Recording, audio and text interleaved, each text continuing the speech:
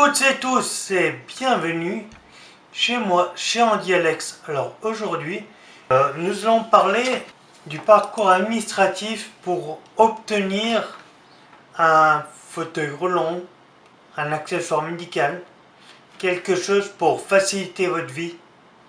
Alors, on va rentrer dans le vif du sujet puisque je vais vous faire pleurer, ou plutôt rire, pleurer, pleurer de rire.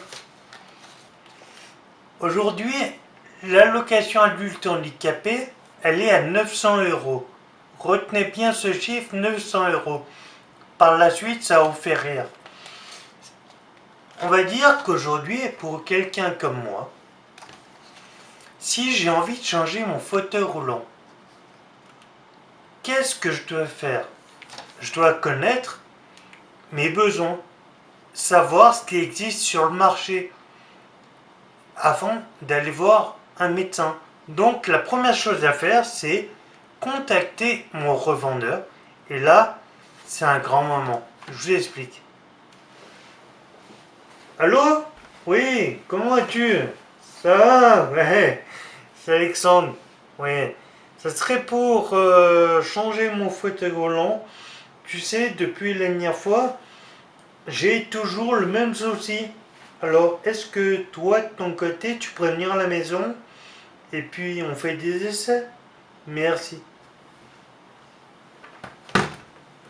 Les mois passent, les essais sont faits, les problèmes avec mon fauteuil continuent, bien sûr. Ils ne vont pas s'arrêter du jour au lendemain. Et puis, je reçois un devis par rapport à ce que j'ai besoin. Parce que si j'ai pas ce devis, je vais avoir du mal à aller voir un médecin et lui dire voilà ce qu'il faut que vous marquiez sur l'ordonnance. Parce que si vous n'avez pas les bons termes, il n'y a pas de remboursement. Donc, je vois mon médecin, je lui présente le devis. Alors voilà, docteur, il me faudrait un fauteuil à propulsion manuelle assez léger, assez pratique. Voilà le modèle qu'il me faudrait. Et puis, il me faudrait un siège modulable, ce qu'on appelle une assise modulable complète, avec le dossier et tout. Vous voyez le prix, au total, j'en ai 6 252,39 €. Là-dessus, le remboursement, comme je suis pris à 100% pour ma maladie et mon handicap, je suis en invalidité, le remboursement est de la sécurité sociale, il a 1397,46 €. Ça, c'est le 100% de la sécu.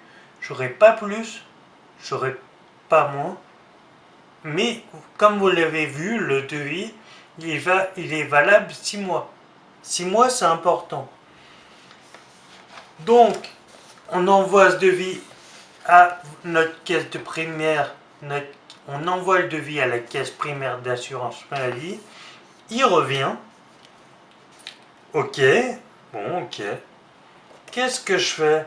Tiens, comme je suis titulaire d'une mutuelle, je vais envoyer mon devis à la mutuelle en lui disant voilà, la sécu de son côté a dit ok, qu'est-ce que vous faites?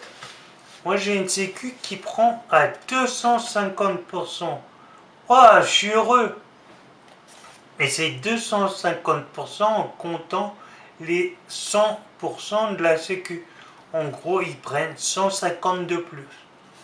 Soit 1,5 fois le montant de la sécu. Donc, ils vont prendre 2096,20 €.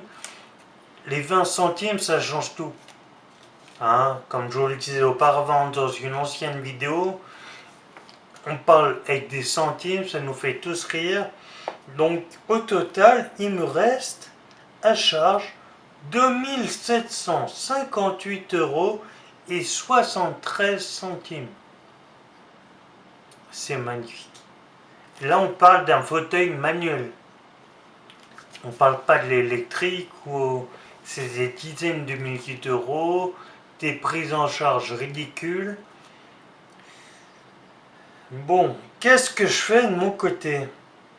Ben, 2758 €, je les sors pas de ma poche. On se rappelle pour quelqu'un qui a une allocation adulte handicapé qui touche 900 €. Si je me mets à sa place, c'est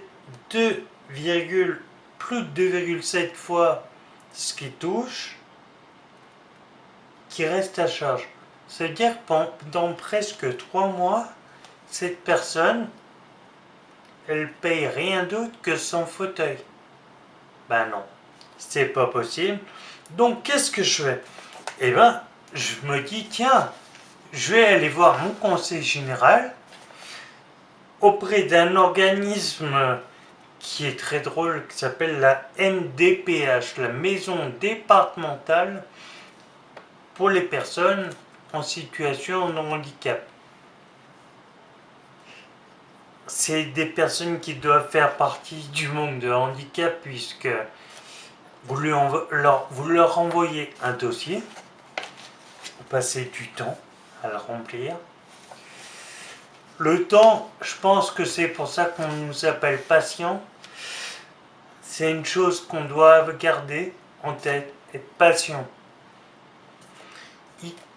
Le handicap fait que quand vous envoyez la MDPH votre dossier, vous comptez sur eux, vous envoyez votre dossier passe par un organisme de la MDPH, il est traité par le secrétariat.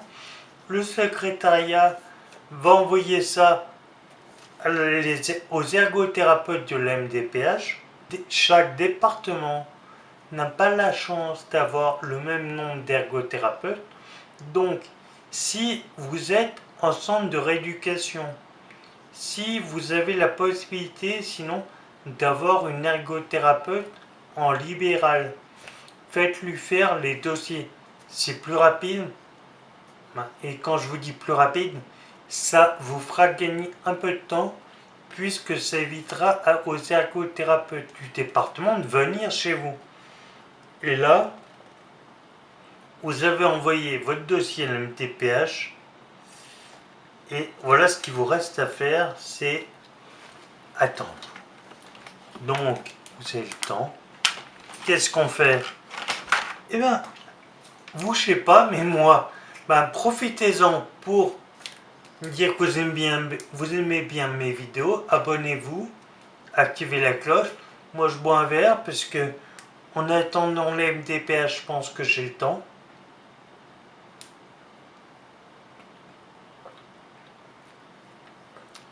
Ah non, j'ai toujours pas eu la réponse. Bon, je repas une bourde.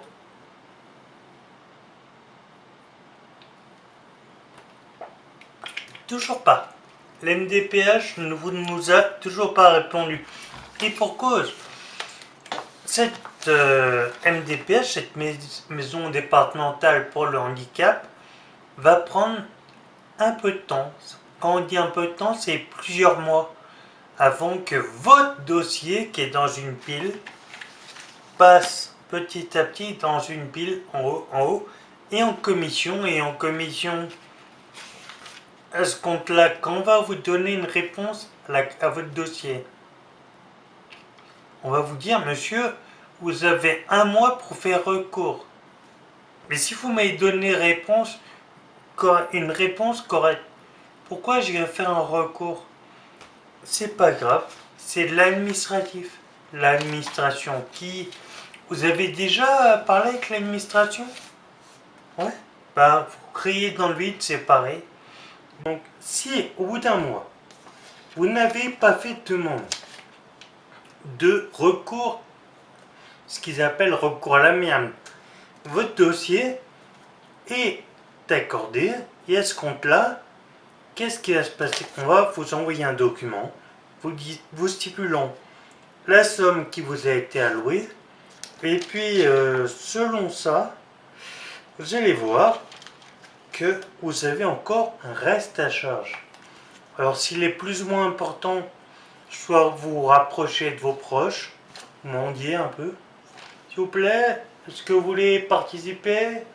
S'il vous plaît, est-ce que vous voulez bien m'aider? Ou si vous voulez pas mendier, si le reste à charge est trop important, ce qui peut se passer, c'est que vous allez revenir en arrière et contacter de nouveau votre mutuelle pour ce qu'on appelle un recours auprès de la commission des recours gracieux.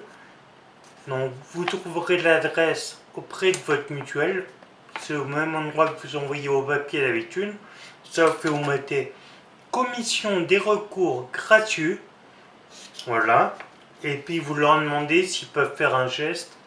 Ne vous attendez pas des miracles, les mutuelles c'est des organismes qui sont là pour collecter l'argent, pas pour le dépenser. Voilà, contrairement à l'État qui collecte l'argent, le dépense encore plus que ce qu'il a. On ne sait pas où il trouve l'argent, puisqu'il apparaît dans nos poches. Après, si la demande concerne votre enfant, rapprochez-vous de votre caisse d'allocation familiale. Quelquefois, votre commission de secours des allocations familiales va pouvoir vous aider. Ensuite, rapprochez-vous également du centre communal d'action sociale de votre mairie, votre député, votre sénateur. Vous allez taper à plusieurs portes et puis vous espérez que ça fonctionne. Et puis vraiment, si vraiment vous êtes à bout de souffle, vous pouvez toujours essayer le président. Comme tout le monde pense que c'est lui qui a beaucoup d'argent et donc aller comme les autres, taper à sa porte, on ne sait jamais, ça peut peut-être marcher. J'ai peut-être essayé ça, moi. Bon, et puis sinon, eh ben, il reste un cas. Comme diraient certains, si il n'y a pas de code LPPR, vous prenez la balayette avec le manche et l'étiquette, vous le mettez dans le fondement, puisque s'il n'y a pas de code LPPR, la CPAM ne prend rien en charge.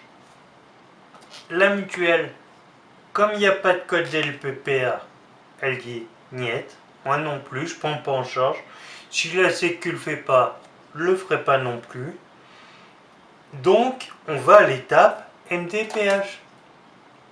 Et comme je vous le disais auparavant, l'étape MDPH, c'est bonjour, voilà mon dossier. Au revoir. Vous me donnez une réponse quand? Oh, vous savez, monsieur, nous, à la MDPH, ça passe à plusieurs dossiers par jour. On ne sait plus où mettre la tête. À croire que les handicapés, c'est pas ce qu'on pense. Bref, MDPH, alors là, le reste à charge, il va être énorme. Donc, vous allez tendre la main à vos proches, taper aux portes. Monsieur le député, monsieur le sénateur, madame la sénatrice, s'il vous plaît, organisme de l'État. Voilà, vous allez taper aux portes et pas grand monde va vous donner une réponse, ou sinon c'est un délai tellement long que vous allez vous arracher les cheveux. Non, non, vous inquiétez pas, les miens ils sont pas tombés tout seuls, c'est pas en les arrachant, mais sans les rasant. Tout ça, ça met beaucoup de temps. Et alors là, petite blague, je vous rappelle que je suis atteint d'une maladie dégénérative. Ça veut dire que les besoins que j'ai aujourd'hui, le 7/11/2019, ne seront peut-être pas les mêmes dans 6 mois à 1 an. Le problème, c'est qu'on m'aura donné l'accord peut-être pour acheter et les moyens pour acheter un fauteuil roulant manuel de ce type. Peut-être que dans quelques mois, et ça ne sera pas forcément celui-là qu'il me faudra. Donc, moi ce que je vous dis, c'est bon courage.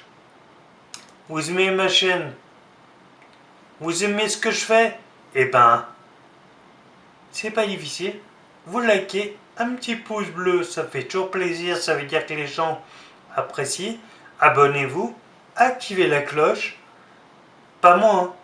La cloche qui est en bas. C'est pas très drôle, mais bon.